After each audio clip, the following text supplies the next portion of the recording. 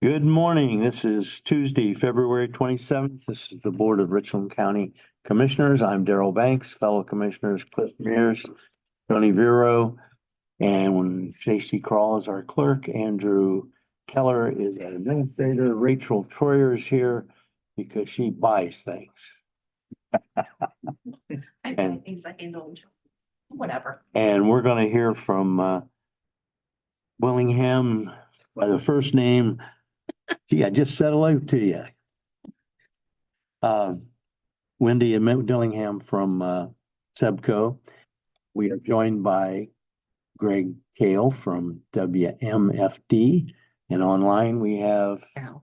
Al. Al is online from the Mansfield News Journal. So Wendy, tell us about how we're doing here.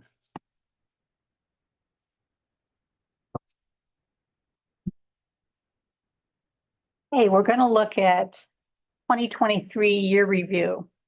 And the first thing, you have a little two-pager to remind you that the annual membership meeting is in April. It is our 20-year anniversary, which is a pretty big deal. And we have a really great speaker. I do need to mention that is compliments of Anthem is covering the speaker cost. So Jim Tressel is going to be the keynote speaker, and we think it'll be a great meeting. I don't know if you've ever been any place where Jim speaks, but it's always very motivational, and Had good speakers in the past. he's a good guy. I mean, really, but so if you can make it, we would love to have you there. So let's look at the year-end review for 2023, and I kind of look at this, it's the full year. Your loss ratio is 114.8 for medical, 131.9 for prescription, and 118.8 when you put it together. And your dental is 91.4. And if we look at Sebco overall is 101.1% for medical, 137.3 for prescription. Together, it's 107.9, and dental is 93.3. So just See, you're running. fresh over 100 is bad. Well, yeah, we don't like to see that because what it means is that we're paying out more in claims than we're taking in premium. We had kind of a pretty high claim month or year for 2023, but the driver has us probably a little more concerned is on the prescription side. On medical, you can have anomaly years with medical that, it can go along and all of a sudden you have some blips and then it returns to normal. Prescription though, getting a handle on what prescriptions cost is pretty, they just keep rising, and every new one that comes out and it's not that people don't need them. One of the things I think we have to get in our mind is some of this is a cost transference that maybe 5 or 6 years ago, you would have seen somebody being hospitalized, but now there's a medication to keep that from being hospitalized. So it's being transferred into a prescription arena. Plus, there are new prescriptions all the time to treat illnesses that there were not prescriptions to treat previously. So, and they're all very, very costly. We are probably going to be looking at some ways to contain costs on prescriptions. It's never popular with members when they have to kind of follow certain protocols. I know when we went to that maintenance meds being filled for 90 days, a lot of members were not thrilled with that. But on the other hand, we do have to look at what the cost of medications are and what we can do. We certainly wouldn't want you to have to make the decision to not offer certain other benefits because you're covering prescriptions in the manner the way we are. So we're looking at ways to kind of control costs, and our board will be going over a lot of this at the retreat, kind of having a lot of information prepared. There won't be anything all of a sudden presented to you immediately. There'll be a period of time when we decide what it is that we need to do, what avenue we need to go through. So looking a little bit more at your individual data, your per member per month medical spend is $567.86, and your per employee is $1,197.75. Per member per month prescription is $195.45. The per employee per month prescription is $412.25. When you put them together, the per member per month medical prescription, $763.31, and per employee is $1,610.01. 97.4% of your claims are network providers. So your members, for the most part, do see network physicians that are contracted with Anthem. As far as claim setting, looking at that per member per month drill down, 176.54 is inpatient, 212.94 is outpatient, and 175.80 is for professional services. If we go to the next page, we're kind of looking at your membership by tier. So 47.4% of your membership are employees that are taking employee-only coverage. And employees, and they make up 51.6% of your claims. 14.9% are spouses, and they make up 32.9% of your claims. And children make up 37.7% of your enrollment, and they make up 15.5% of your claims. Then when we're looking at the tiers of how employees have enrolled in coverage, 251 of your employees have enrolled in employee-only coverage. 88 of your employees are employee spouse for 176 members. 143 are an employee child or children coverage for 409 members.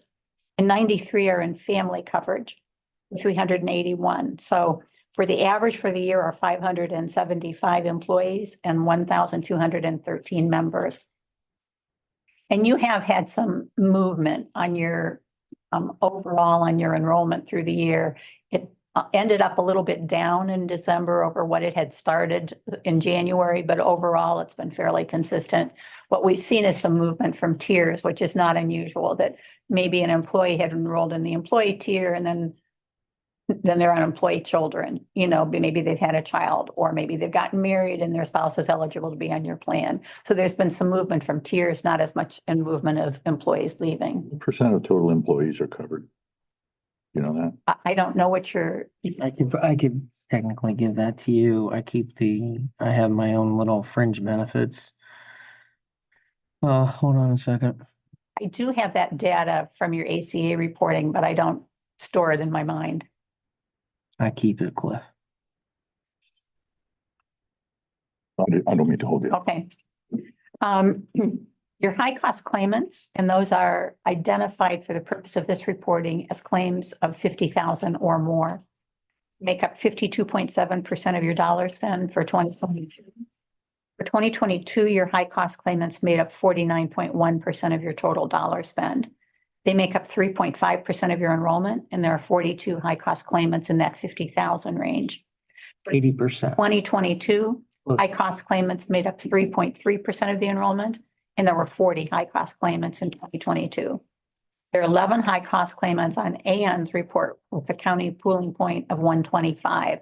So that $50,000 report that we look at with Anthem, you'll have many more than you're going to have when you're looking at your pooling point.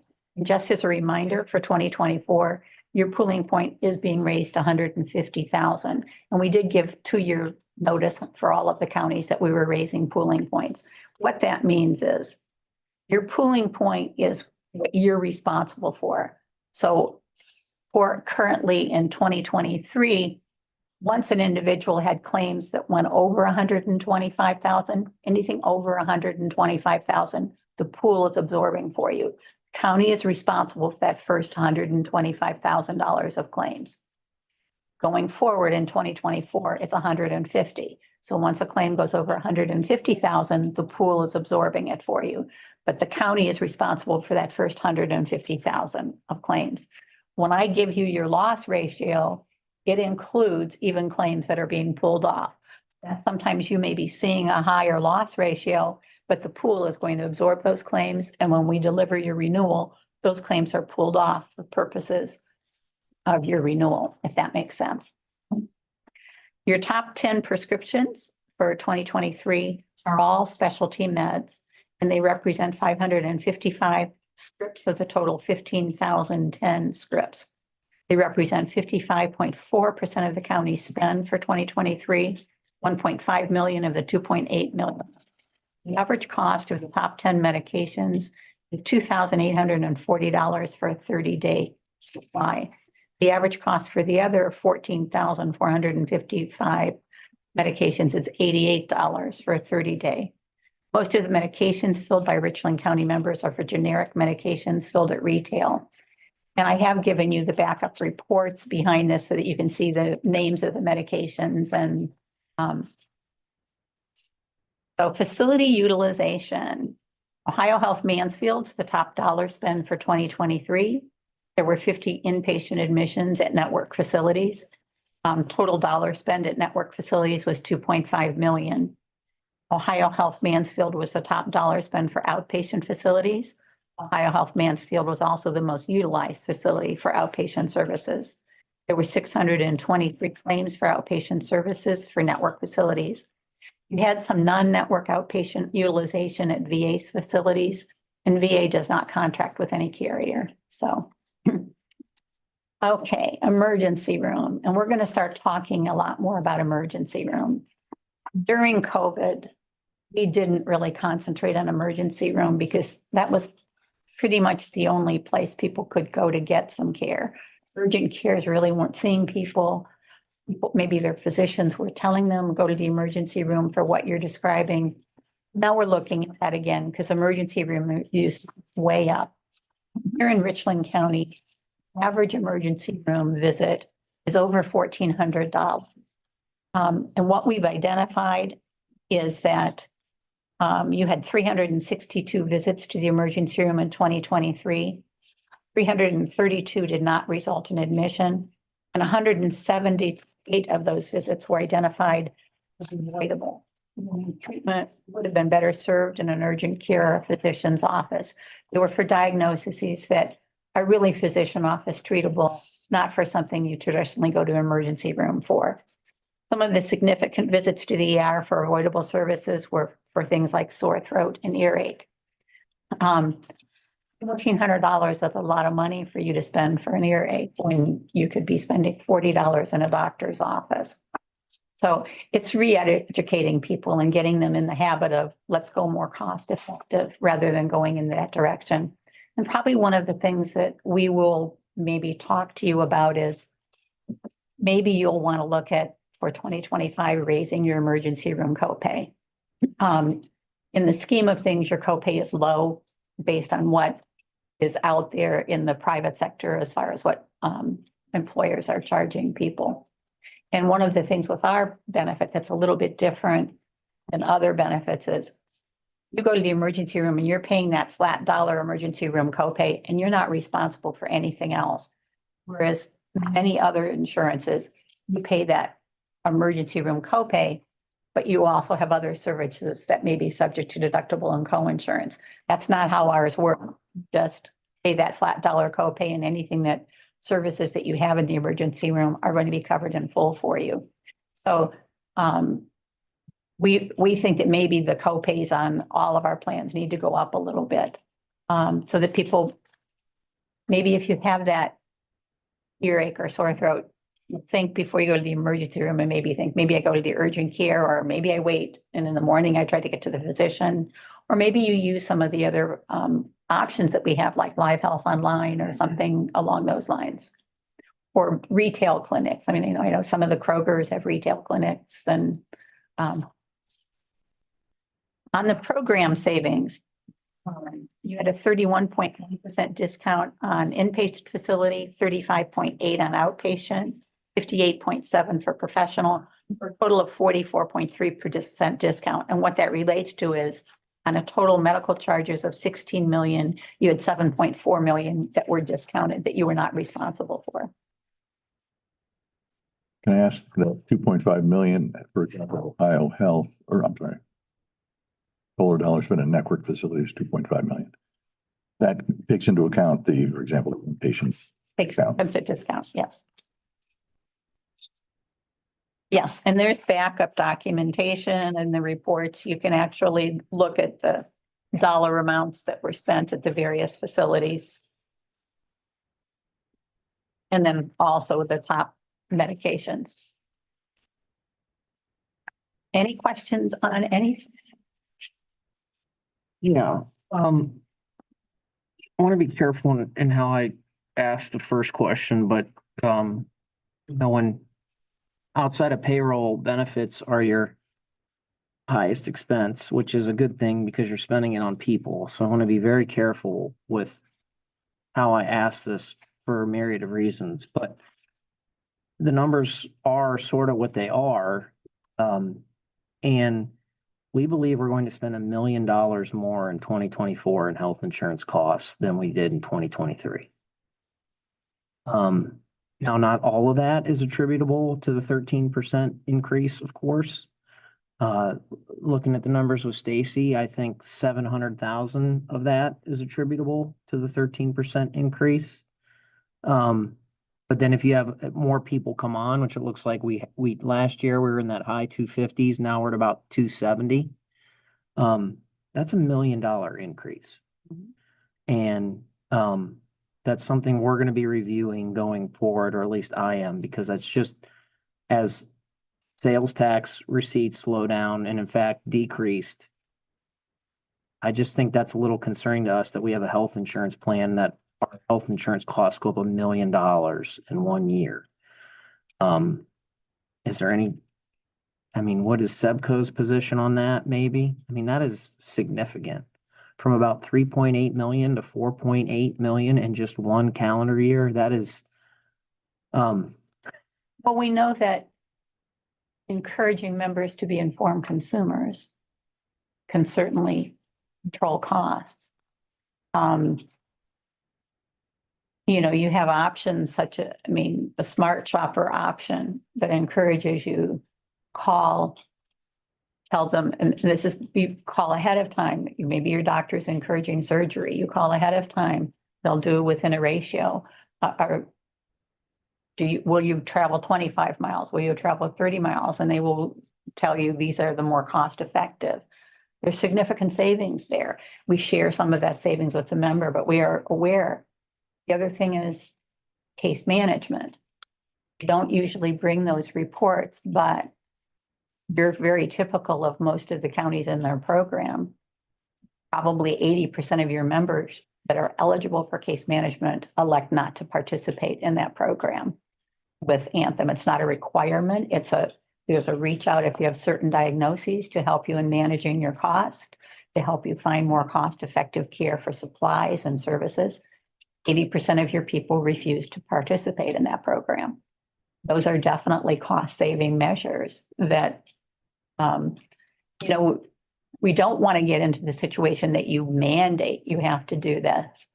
But the reality is, by helping people be more following the orders that their doctors are suggesting, you probably are going to manage the care better, keeping people compliant on their medications. The other thing too is a lot of illnesses are very preventable. By lifestyle choices. I know one of the reasons the county joined Sebco, which was prior to me, I think all of us taking office though, was that one of the, I don't want to say sales pitch, but just it was that the county was experiencing from 1 year to the next significant increases. And, the thought process of going with Sebco was we'd be a little more stable. And I understand its experience is driving a lot of this, but I think it's important just from our perspective. And I think there probably are some other counties in our position that, to go from $3.8 million in cost to an anticipated and again, we just have January, but we spent over $400,000 in health insurance premiums in January 2024. You multiply that by 12. Sure. It's $4.8 million and we spent 3.8. So those are something that I'm in particular certainly need to monitor because we just can't experience cost increases. It is not a bad idea for you to maybe see what else is out there. I think the average county within our program, if you're getting a 13% increase, because we do a scaled of, we're going to do our renewals between this and this, you probably should have gotten a much higher increase based on your utilization than 13%. Right, and that's, So, I mean, we know across the board that the counties in our program have saved millions of dollars by being in the program. The whole idea is we're a nonprofit. You get what you deserve in the way of a renewal. We're not buying your business. But our whole feeling is if you feel you can save money in another environment, then that certainly is what you should do. just the next piece, and again, I mean, you guys do, Subco does a great job. But I will say there has been extreme frustrations with wellness. I've seen it from a program perspective. We've moved on to yet another Mhm. plan that has caused great frustration to employees, and I'm just trying, and again, it seems like, so we had what? Couple providers ago, Wendy, who did we have? And then we switched to see help, We had Interactive Health right? and leaving Interactive Health was not our choice. They went out of business. And Right, when COVID hit, they were obviously operating at a very, very tight. I mean, we knew we weren't being price gouged, but all of a sudden COVID hit. And where a lot of their income came was from doing the biometric screenings and those things. COVID hit and they could no longer do it. They had no income coming in. So well, then we switched to a we different, went to HealthWorks came right? in and said that they could assist us so that we could have a wellness program. And we felt they did a really nice job for us for 4 years, but our board which is made up of commissioners, had to evaluate where we were spending money. And we were never really moving the needle on participation in Subco overall on the wellness program. And so when you're saying that you're spending all this money, but you're still not touching the part of the population that you need to, maybe you need to rethink what are you going to do? And the wellness, when we were with a vendor that came in and did biometric screenings, one of the things that was concerning is people weren't necessarily getting those biometric screenings to their physician. They were participating in the county and doing a biometric screening, and seeing your physician was a self-report. You self-reported that you went to see your physician, that you had a visit with your physician. Those were covered by the program, correct? Yes, but you need to let me finish. What was being reported didn't necessarily jive with claim numbers. Okay, So people are reporting they're seeing your physician, but we're not seeing a claim in for them seeing their physician. So it's misrepresentative doctor visit, you're saying? Yes. yeah, but So those are things that we have to justify. The purpose of doing the biometric screening is so that you know where you stand and that you have that discussion with your physician. Other aspects of it were really kind of encouraging people to adapt to healthier lifestyle. Well, we weren't seeing over the years that we've done a wellness program, we weren't seeing this occurring. So going to the direction that we've decided to go at this point, it's a little more, you can participate in this if you'd like. The county can choose if they are what they would like their employees to do. This is what's available. And we're going to give you that wellness grant money for you to be able to spend and how you would determine would best suit your county. The fact is, the whole idea was with a wellness program is to try to get people to have a healthier lifestyle. But if you're looking at what you're doing isn't really doing that based on your claims, then you have to kind of go a different direction and see what will incent them. The idea behind the current program is you manage this yourself, but it's claims based. You say you're going to the doctor and there's no claim for it, you're going to get rewarded incentive wise if there's a claim that comes in. If there's no claim, there's no incentive. You're going to get rewarded if you go and do a biometric screening and it includes cholesterol and A1C. If there's no claim, then there's no reward. There are some things that you can self-report. What we found historically, if people get a financial incentive for whatever reason, whether it's in their premium or whether they're getting the gift cards that are associated with the wellness, they seem more inclined to pay. A couple of things. Are we sure that necessarily doctors were, so there could just be oftentimes where you send the results to the doctor's office, they get them and read them without attaching them to a claim though, right? That's The my doctor understanding. the doctor doesn't attach that to a claim. We just knew based on if you never go to see your doctor, I would think that you're not taking those biometric results to them. Well, I was sending, so we'll use myself, for example, and then I have follow-up. So, But did you have a follow-up visit with your doctor? I would fax them the results and then someone from the office would call me. Okay, so I didn't go back in to my doctor, nor did my doctor ask me to come back in and review the results. So I'm actually gonna defend our employees a little bit to say that's what I'm suspecting happened is you fax it in, someone from the doctor's office gets it, either the doctor or a nurse practitioner calls you, oh, here's your results, boom, they stick it in the file. That doesn't jive with reporting that you've seen a doctor and then there's no claim for seeing. But I thought under HealthWorks, though, you just had to report that you reviewed them with your doctor. Didn't No. say you had a visit to You your, had to have a visit. You actually were stating, Have an annual exam. you had to have an annual exam, but not your blood results. no, but we're saying is you had we're not getting a claim for anybody even doing an annual exam. Okay, but I thought you were talking about the blood results. So I did my annual exam, Right, then we had the blood test with HealthWorks. right. And I faxed those results to my doc. Right. Okay, I see what you're saying. We never had a claim for an annual exam. Oh, okay. Okay, so then the next question is, so Sebco, and again, I'm just trying to ask the questions because I'm representing just obviously ourselves, the costs. Sure. And employees that are pretty frustrated. So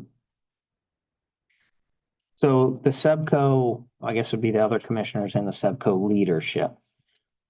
So before the blood draw was part of the program, now that's paid for out of pocket under your insurance, correct?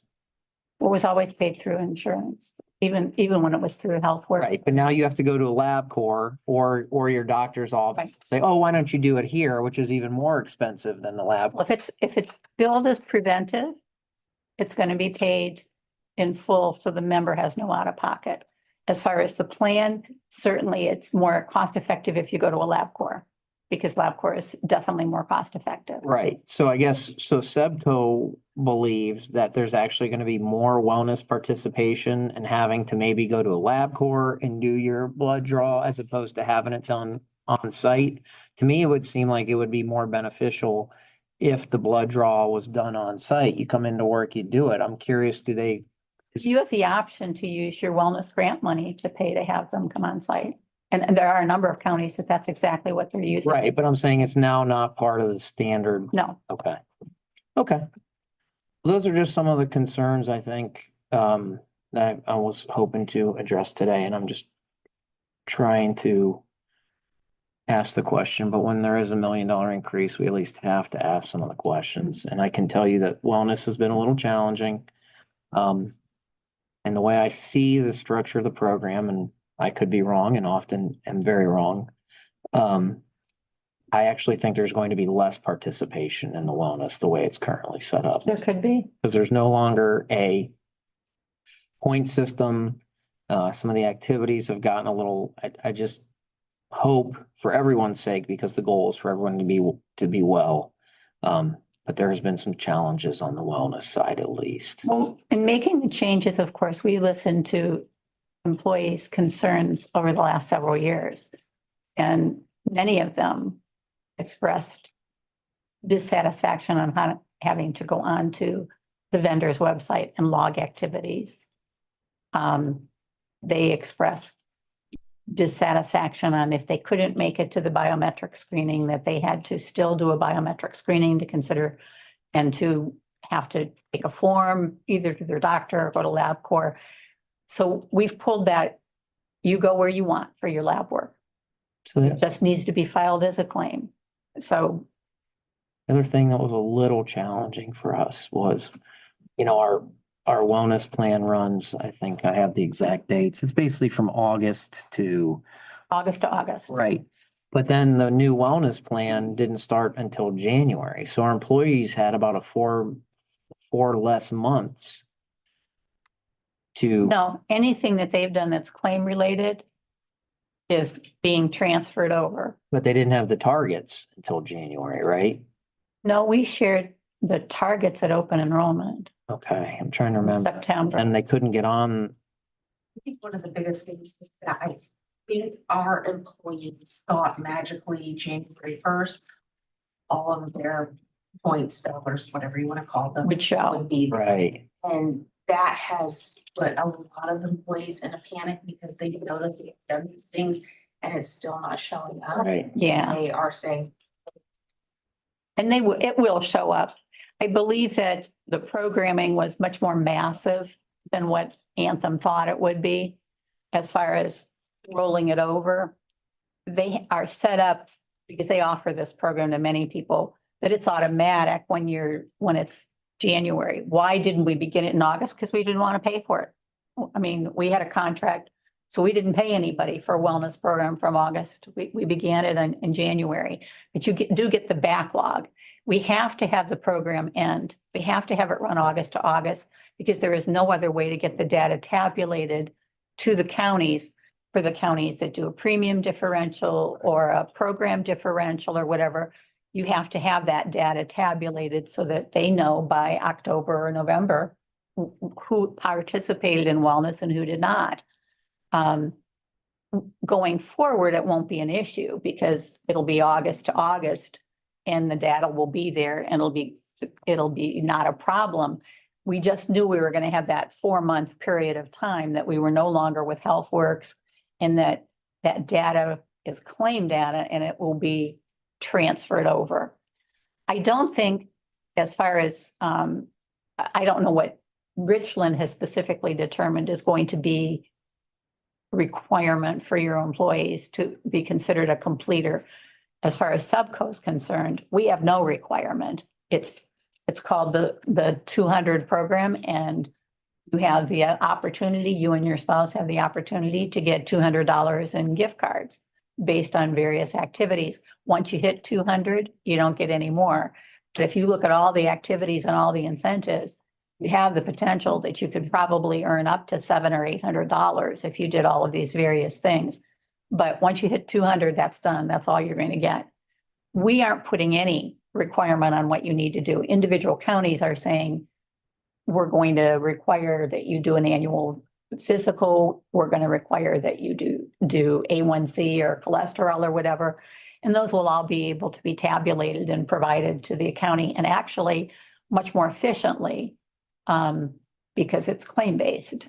And anything that a member is entering, if they've logged their fitness device or whatever, that's right there. And that will be, I think if real time, it's like 72 hours. If you're logging, like putting in that you've done something and it's not an actual log from a Fitbit, it's 72 hours before it's going to show on your screen. For me, for my 2023, my preventive care visit is showing, my mammogram is showing and my cholesterol.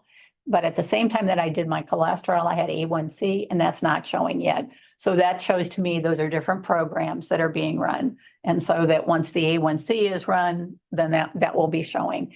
But I know it's been challenging for them to get them all out there the way that they'd hoped.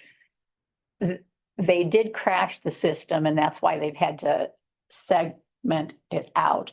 They had a massive program that they ran and it brought down the system, the Sydney for people to access it that are in Subco. So they had to pull that program out and then the programs had to break it into segments and say, okay, we're going to run the preventive care claims that occurred from August 15th forward. And they may have been broken down into months. We're going to run August, we're going to run September, we're going to run October, we're going to run November. It just, they'd never done anything like that because they hadn't promised to do mid-year. And so it was a lot more programming that they'd anticipated. Well, thank you. I know those aren't easy questions, Wendy. I can't thank you enough for making Richland County a priority. You do an excellent job and I actually do look at all the reports. You know you do. I can tell because that's from, I mean, I hate boiling people down to a cost, right?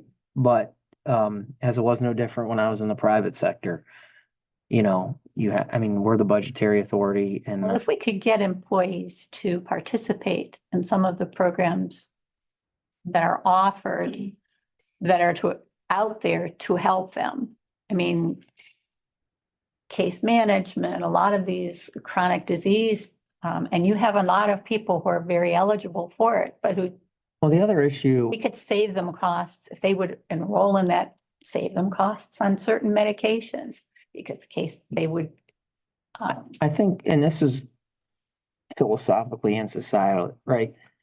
Everything becomes much more difficult. So now it's like, hey, you have this wellness. This isn't a complaint about you. I mean, SEPCO, we're I think it's true about everything. oh, well, now you got to download the app and then you got to go into the app. Well, now you got to go into a case management system and then you got to follow your case it's about time and people with families and jobs. Every new thing comes with additional steps, right? And that's where I think that I didn't download the Sydney app. Like I just go online because I'm like, it's not another app that I want to do and enter. And it's why I do think philosophically, I probably would disagree with the choices. But hey, that's the commissioners that represent us. Cool. I'll follow you wherever you say, I but think statistically, I'm age-wise, I'm not an app person. And, A few more like that in this room. you don't. but Doesn't either. You ever been? I do have the Sydney app because I'm required to. Right, that's. So it's like, not only do you have to download the Sydney app for wellness, but then you gotta go into case management for this claim here. and But- You gotta get your blood draw, then you gotta go to LabCorp. The case manager is you're interacting with a person. That's not Right, that's. I mean, it's yet more steps. That's somebody who's talking to you and kind of guiding you Right. through. And what I will say is if you get into it, once you get somebody to engage in it, they're usually very thrilled about the case, how the case manager is helping them. But it's just people don't Right, want to get involved. But the idea of apps, though, I don't know how, you're still pretty young, but the reason they're all, I mean, is employees under a certain age, that's how they want you to communicate with them. They want you to communicate with them through an app. They do not want other things. They want the app. They want it on their phone. That's not, they don't necessarily even want to have interaction with a person. They want apps. So that's why all the carriers are developing those, because they realize that the employees coming up, that's how we're going to have to work with them. We're not going to be able to work with them in ways that we've worked with them previously. Right. So it sounds like most case management employees are younger than. No, but case management is not through an app. Case management is they're calling you. They're calling you on the phone and they're wanting to have a conversation and see if they can assist you in finding support for whatever's going on. Older people that don't want the app, that want the personal interaction, But correct? they're not choosing to do it. you have to answer these tough questions. So thank you. Yeah. So much for what you do for us. One of the things, Wendy, that I notice, of course, is the diabetic that's on here extremely high. And I was reading an article about how in some cases they're becoming hard to get. They are. Many people are using them for weight loss. Yep. Obviously, weight loss is a good thing. I've heard it was. I haven't tried it yet. Well, you're not going to get those medications on our program for weight loss. You're not going to get Mounjaro How would you know that? because there is very strict prior auth for those medications. And Rachel can tell you this because she's had to deal with some irate employees. Thank you, Rachel, and thank you, Wendy. I'm glad Yeah. you're doing that because Thank you, guys. But definitely there's criteria. Mounjaro, you do have to be a type 2 diabetic or have some underlying health condition that they're concerned. I'll just, I'm aware of somebody not in your county who is on Ozempic. They're not diabetic, but they're waiting for a heart transplant. And based on where their numbers are and what's going on, their doctor feels that it would be very beneficial to have them on that medication, to get a little bit of weight off of them, but also they can monitor their A1C and things. They met the criteria. You're not going to meet the criteria for Ozempic or Mounjaro on our program for weight loss. There are weight loss medications that we do cover, but the average person is not going to meet the criteria, and it frustrates people. You've probably heard of Wegovy and some of the others that are out there, Zepbound and whatever. You want to lose 20 pounds, and unfortunately, there's no medication we're going to cover for you. We're just going to kind of suggest other means for you to make that 20 pounds. The people who are going to be eligible for that Wegovy are the people that meet a certain BMI. I mean, that you're looking at significant amount of weight that needs to be lost. Because there are so many side effects with these medications. I mean, we're probably going to look at even stricter criteria on the weight loss medications than what we have right now. That Concerned about the shots, but that's a conversation offline. it is, they are shots. I'm also concerned about the long-term health effects of the shot. Like, I think we're just, anyways, you don't need, I agree. I'm concerned all the way around, but again, just thank you for answering the tough questions and for, I know I'm probably one of the only commissioners. Does any other commissioners ask for the monthly reports, or am I the only? Mhm. Okay, good. So I'm not the only pain. Not many, but yes. Well, I mean, I plug them into my spreadsheets and No, I know. and there's formulas built in, and that's what you send me, helps me get that answer for Cliff. So I know when we hire people, I just figure 8 out of every 10 employees we hire will come onto our benefits plan now. Well, yeah, your plans are rich. Even Well, the non-wellness plan that people, the plan that if you didn't do the wellness, that's still, if you're looking what's out there in the private sector, that's still a very rich plan.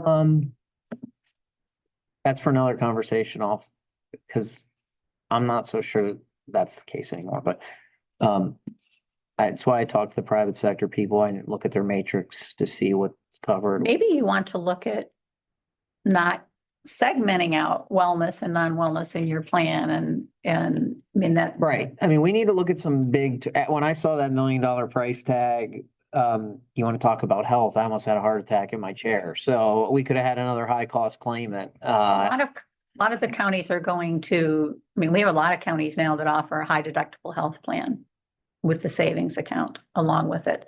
And they found that their younger employees jump on that.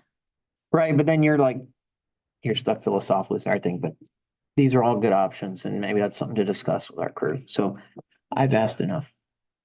Figure all that out. Yeah. Thank you, Wendy. You're welcome. Wendy, let me see if, So can I ask, so a lot of us received a letter yesterday and From CCAO. Yes. Did you possibly? Already had a conversation with CC. They must love me, but We had actually, so the letter that was not an easy process. The letter actually just doesn't instruct you on how to enroll. You actually have to call a number, but then you can't call from a desk phone. You have to call from your cell phone, and then you call from your cell phone, which shoots you a text message, which then you have to copy the link, and then you go on to enroll, but then you have to create an account, but it gets even better. Then you have to have an activation code, which there's no activation code within the 4 pages of single space that they sent you. So the long answer to that is I'm not necessarily sure that anyone who received a letter actually knows how to sign up. And so I just shredded my paperwork. I was very. I made, and again, I didn't want to reach out to CCAO, but it was not, I'm gonna say, I haven't that's not your bailiwick, so. received my letter yet. I know it went in It's- segment. to enroll in our health insurance. There was. No, But we had a CCAO, data breach data breach. in November. The letter, We feel fairly secure that subcode, well, I'll be honest, we feel very secure that subcode data was not touched because we don't house that. We have an outside, we use Business Solver. We don't house that stuff on our system. And you'll notice when I send you anything, I send it by secured, not necessarily reports, but Rachel will notice if I'm Right. sending her anything that has anything with it. I send it by a secured. I don't do regular email. And when I get any kind of regular, email that has anything that would be PHI, we delete it. We get rid of it. Wendy, if Sevco wasn't breached, that then means that employees' names and social security numbers also weren't accessed. Correct. Correct. However- The letter, out of an abundance of, I'm sure, liability caution says your name and social security were breached. Correct. Social security number, that's what the letter says. And then you go, I went to sign up and one of the required fields, which it took me a while just to get signed up, you need an activation code. There wasn't an activation code within any of the paperwork that I saw. But do you happen to know, Wendy, that is that at least the informal position, which is you don't believe that information was released, but the letter, you know. Out of abundance of caution. Okay. Yeah, out of an abundance of caution, because what did come over in a non-secured way, and we don't know that they access this, but when you first joined Sevco, you sent Richland County as such, sent a spreadsheet with members' IDs and names, date of birth, so that that could be overlaid onto the enrollment and billing system. But that came to us not secured, and that was kind of the way we were doing business back at that point. So it's possible. We don't know that that was breached, but we, out of an abundance of caution, made the determination we need to be sure to notify anybody during that period of time that we were receiving information in that manner. They need to be notified that there is a potential that your name could be out there. And it occurred to me that breach was over 3 months ago now. Yes. I don't know if that should give us consolation or not, but you know, as far as identity protection, that's 3 months that it was accessed, that those cyber had that information. Well, there was a lot of consternation on, do we even, I mean, you know, when they were trying to determine, we shut it down real quick. I mean, I will say, we realized, our IT guy is good. He realized right immediately something was off. He had everybody off their systems. And Rachel probably knows that for 2 days, I was sort of evasive and incommunicado on certain things because we were not allowed to get on any system until we knew, you know, I could talk on my phone, but I was not going to talk about any claims, we shut down and did not discuss anything. Just because we didn't know where we were. We feel pretty secure that we know where they went, with it, as far as they're hacking in. So we feel Sevco was not the main target of where they were trying to get in.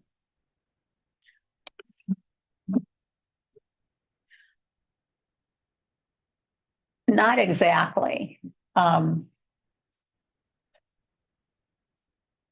But, we felt like the main target was probably files that CCAO keeps, which are more of a political nature. Okay. Al, do you have any questions for Wendy?